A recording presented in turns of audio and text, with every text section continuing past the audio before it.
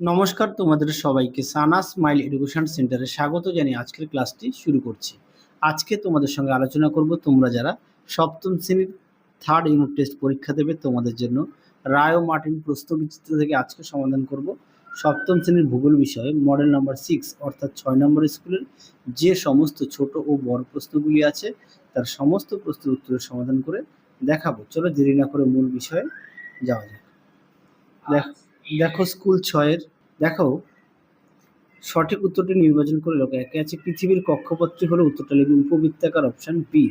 দুয়ে দেখো মুক্তিবেগের মান, উত্তরটা হবে অপশন সি। তিনে দেখো জলবিষুব বলে চিহ্নিত করা হয় কত তারিখে, উত্তরটা লিখবে 23শে সেপ্টেম্বর, অপশন বি। চারে দেখো পরিক্রমণ গতির অপর নাম, উত্তরটা লিখবে বার্ষিক গতি, অপশন বি। পাঁচে দেখো পৃথিবীর আবর্তনের বেগ সর্বাপেক্ষা বেশি হয়, উত্তরটা লিখবে নিরক্ষীয় অঞ্চলে, অপশন সি। ছয় দেখো অধিবর্ষের বছরটি হলো, উত্তরটা লিখবে 1996 সালে, অপশন এ। সাথে দেখো বায়ুর চাপ মাপক যন্ত্রটি হলো, উত্তরটা লিখবে ব্যারোমিটার, অপশন বি। পরবর্তী দেখো 8 দাগের নদীর নিম্ন প্রবাহের সঞ্চয় কার্যের ফলে সৃষ্টি হয়, উত্তরটা লিখবে বদ্বীপ, অপশন বি। 9 দেখো দুটি নদীর মধ্যবর্তী স্থলভাগ হলো দোআব, অপশন বি। 10 দেখো পৃথিবীতে সঞ্চিত জলের মধ্যে মিষ্টি জলের পরিমাণ, উত্তরটা লিখবে 3%, অপশন এ। 11 দেখো নদীপথের ঢাল বাড়লে নদীর শক্তি বাড়ে, অপশন এ। মিনামাটা রোগ হয়, উত্তরটা লিখবে পারদ দূষণের ফলে, অপশন এ। 13 দেখো রুর অঞ্চলের প্রধান নদী হলো, উত্তরটা লিখবে রাইন, অপশন এ। 14 দেখো চারনোজেম হলো এক প্রকার মাটি, অপশন এ। 15 দাগ দেখো ইউরোপের দীর্ঘতম নদীর নাম হবে ভলগা, অপশন এ। 16 দেখো হাজার হ্রদের দেশ বলা হয় ফিনল্যান্ডকে, অপশন এ। 17 দেখো পৃথিবীর বৃহত্তম বনভূমি হলো সেলভা, অপশন এ। তারপর দেখো শূন্যস্থান পূরণ, জিপিএস এর পুরো নাম গ্লোবাল পজিশনিং সিস্টেম, এটা পজিশনিং হবে। 2 দেখো ভারতের একটি অন্তর্বাহিনী নদীর নাম লুনি, 3 দেখো উত্তরটা হবে কম। 4 দেখো তিব্বত মালভূমি পৃথিবীর বৃহত্তম মালভূমি। 5 দেখো কলকাতার অক্ষাংশ 22°34' উত্তর। 7 দেখো 1 ডিগ্রি দ্রাঘিমার পার্থক্য সময়ের পার্থক্য হয় 4 মিনিট। পরবর্তী দেখো সত্য মিথ্যা, একের উত্তরটা হবে মিথ্যা, সঠিক উত্তর হবে পূর্ণবৃত্ত। 2-এর উত্তরটা হবে সত্য, 3-এরটা হবে সত্য, 4-এরটা হবে মিথ্যা, সঠিক উত্তর হবে কম থাকে, 5-এর উত্তরটা হবে সত্য। পরবর্তী প্রশ্ন দেখো কি আছে, এক কথা উত্তর দাও। 1 দাগে নিশ্চিত সূর্যের দেশ কাকে বলে, উত্তরটা লিখবে নরওয়েকে। 2 দেখো একটি আন্তর্জাতিক নদীর উদাহরণ দাও, উত্তরটা লিখবে রাইন। 3 দেখো গঙ্গা নদীর উৎস লেখো, তোমরা লিখবে গঙ্গোত্রী হিমবাহের গোমুখ থেকে। 4 দেখো ইউরোপের সর্বোচ্চ পর্বতশৃঙ্গের নাম কি, উত্তরটা লিখবে মাউন্ট এলব্রুস। 5 দেখো রুর অঞ্চলের প্রধান খনিজ সম্পদের নাম লেখো, উত্তরটা লিখবে কয়লা। তোমাদের একটি প্রশ্ন রাখলাম, অবশ্যই কমেন্ট বক্সে উত্তরটি দেবে। প্রশ্নটি হচ্ছে গঙ্গার একটি উপনদীর নাম লেখো, অবশ্যই কমেন্ট বক্সে উত্তরটি দেবে। আরো একবার বলি, গঙ্গার একটি উপনদীর নাম লেখো, অবশ্যই কমেন্ট বক্সে উত্তরটা দেবে।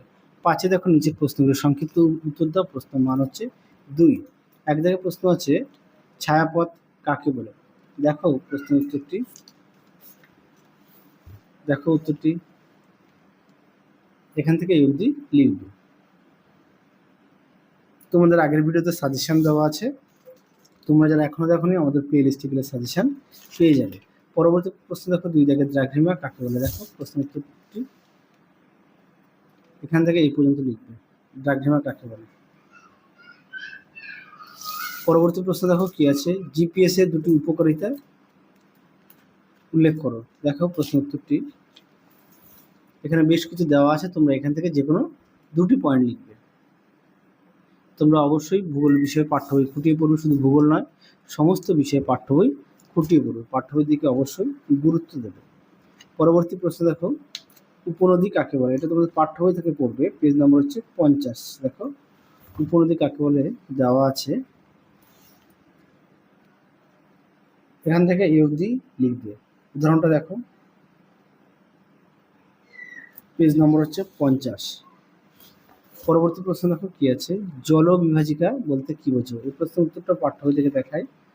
দেখো জল বিভাজিকা দেখে নাও, এখান থেকে এই অবধি লিখবে, পাঠ্য বইয়ের পেজ নম্বর হচ্ছে 49। পরবর্তী দেখো কি আছে 6 দাগের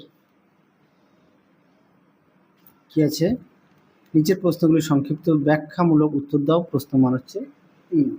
এক দাগের প্রশ্ন আছে, সূর্য থেকে পৃথিবীর দূরত্ব সবসময় সমান হয় না কেন? দেখো প্রশ্ন উত্তরটি। দেখো প্রশ্ন উত্তরটি।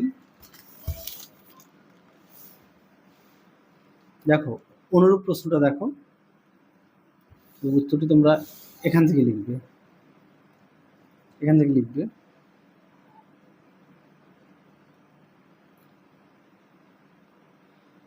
অবশ্যই পয়েন্ট দিয়ে লিখবে। এখানে 4টি পয়েন্ট দেওয়া আছে, এখান থেকে তোমরা 2টি পয়েন্ট লিখবে। পরবর্তী দেখো, বায়ুর উচ্চচাপ বলতে কি বোঝো? দেখো প্রশ্নের উত্তর। দেখো উত্তরটি এখান থেকে এই অবধি লিখবে। দেখো উত্তরটি। পরবর্তী প্রশ্ন দেখো, 3 দাগের অ্যাসিড বৃষ্টি কি? দেখো প্রশ্নের উত্তর। দেখো অ্যাসিড বৃষ্টি কি সংজ্ঞা দেওয়া আছে, সৃষ্টির কারণটাও দেওয়া আছে। তোমরা সৃষ্টির কারণটা একটু লিখবে, যেহেতু 3 নম্বর প্রশ্ন। তো দেখো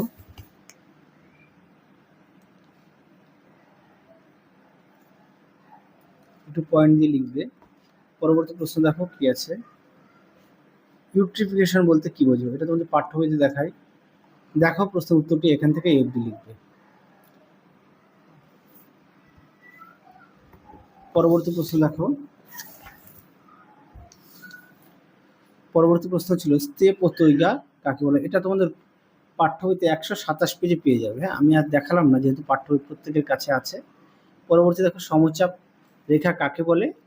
সমচাপ রেখার বৈশিষ্ট্য পাঠ্য বইতে সুন্দর করে দেওয়া আছে। এই প্রশ্ন উত্তরটি তোমরা অবশ্যই পাঠ্য বই থেকে পড়বে।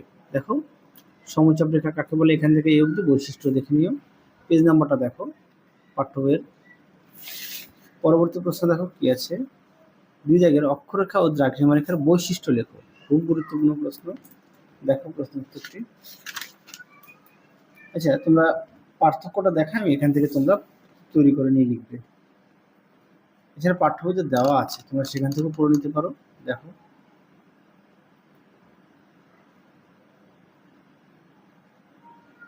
যদি আমি পার্থক্য দেখালাম, তোমরা এখান থেকে তৈরি করে নিয়ে লিখতে পারো, পাঠ্য বই থেকে পড়তে পারো।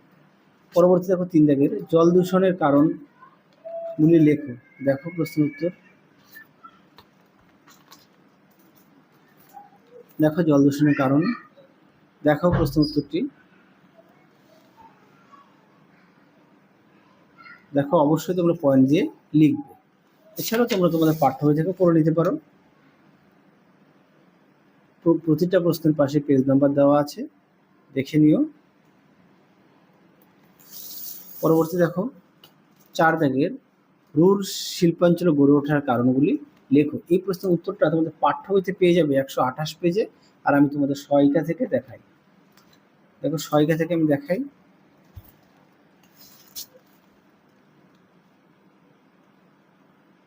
দেখো প্রশ্নটি, অবশ্যই পয়েন্ট দিয়ে লিখবে।